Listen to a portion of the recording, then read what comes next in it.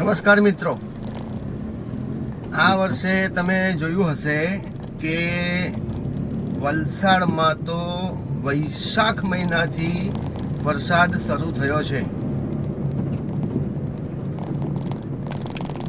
વૈશાખ, જેઠ, અષાઢ, શ્રાવણ અને ભાદરવો.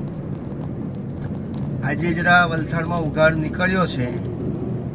હજુ એવી આગાહી છે કે આસો મહિનામાં પણ વરસાદ પડશે.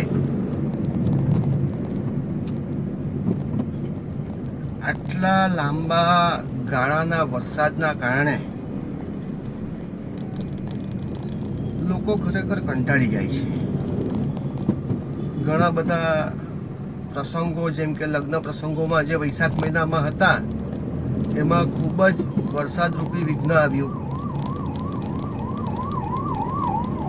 આપણે અહીંયા તમે જુઓ તો વરસાદ પડે તો પડે જ રાખે. એમાં ખાસ કરીને લેડીઝ લોકોને તકલીફ એ થઈ જાય કે કપડાં સુકાય નહીં. એ લોકો ના પાડી દે કે ભાઈ તમે અત્યારે હવે જીન્સ પહેરશો નહીં, 4 દિવસે જીન્સ સુકાતા નથી.